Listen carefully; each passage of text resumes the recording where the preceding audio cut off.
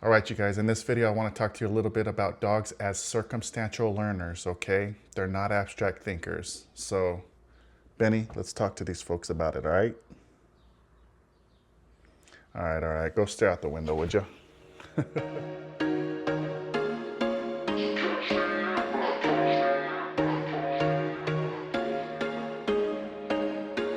There was once a day that I would pray for you. I'd go and misbehave just so you'd notice too. Sneaking looks up and down from across the room. And damn, what a hell of a view. I feel good. Okay, so what do we mean by dogs being circumstantial learners? Like, what does that actually mean? Well, what I want you to understand is dogs tie behavior to location, environment, people, emotional states, distractions, and specific circumstances, okay? They don't generalize very well.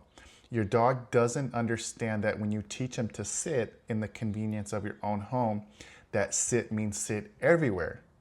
It just means sit within the home. So a lot of folks, they don't genuinely understand this concept. They think that, the dog, they taught the dog to sit in the house. They think the dog should know to sit out at the park. And that's just not how dogs learn. They're associative learners, okay? They learn that one thing predicts another. Like, that is how they learn in a nutshell, in like one simple sentence. And so, but those things don't carry over everywhere. So let me give you another example here. Let's just say you send your dog off to doggy boot camp. You send your dog off to a dog trainer for a board and train. And they demonstrate to you the fact that everything that the dog has learned: sit, stay, down, stay, come in when called. And the dog performs beautifully for the dog trainer in that training environment.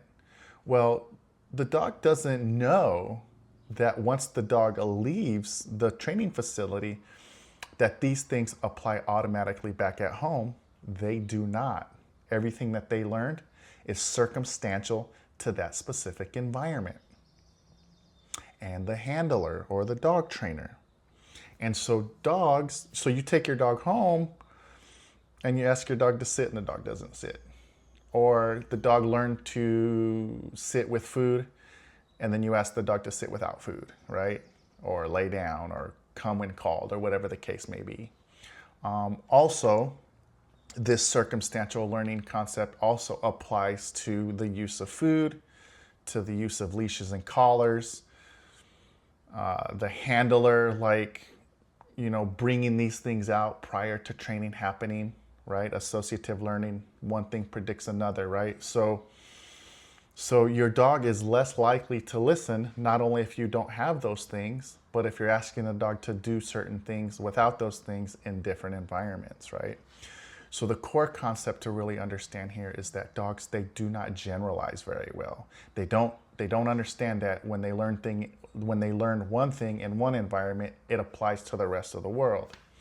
So dog trainers refer to this as proofing. When you take, you gotta take your dog out and get your dog to do these things everywhere.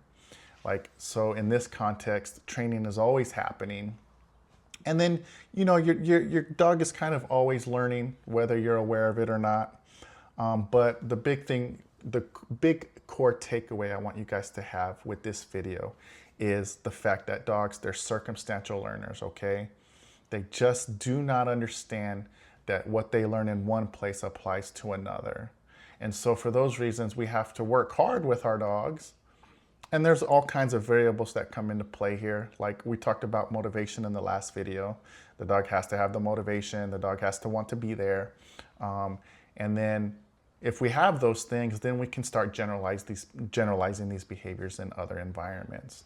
But this is a really kind of important concept to understand. This can also be handler specific in the context of circumstantial learning, meaning the dog performs beautifully for the dog trainer, but when you try to get your dog to do these things, the dog doesn't do as well. Another factor there could be Pavlovian interference, and this just means that your dog is used to doing acting a certain way in your presence prior to training, right? And so you're trying to get your dog to sit politely for petting, the dog trainer demonstrates it nicely, and then you try to do it and the dog's all over the place, right?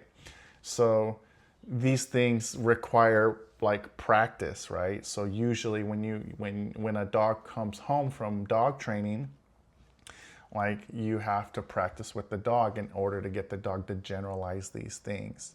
Now again, there's variables here.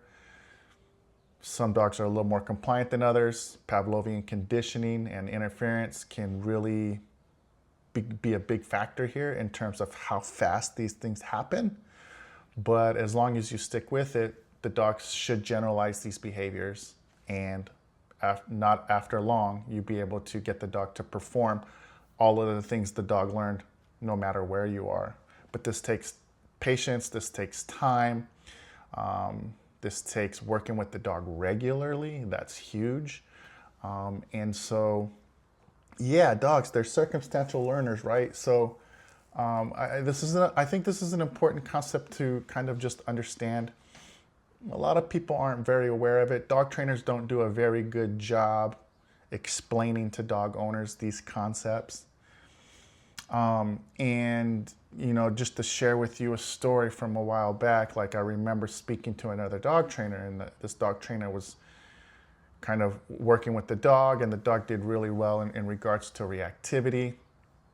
And he returned the dog back to the owners, and the dog started acting up again. Like the dog was reactive again in the owner's hands.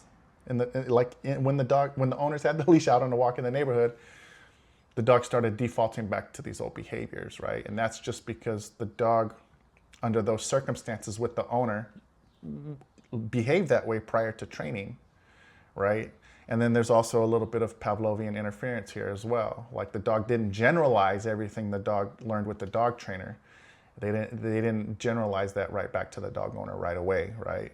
And so that's where the homework comes in. That's kind of like where the trainer has to continue to work with the owners and kind of show them the techniques that they used to get the dog to not, you know, change their behavior in those circumstances.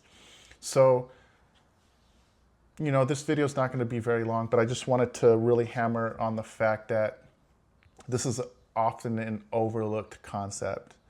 So, and again, there's variables here: motivation, Pavlovian conditioning, all of these things come into play when it comes to dogs being circumstantial learners and learning one thing with a trainer and then going back home and not necessarily generalizing those things back at home, right? Also, dopamine can come into play with some of these things. So I just wanted to bring a little insight to you guys on this. This video is going to be short and sweet, and let me know if you have any questions in the comments. Thanks for watching. Peace.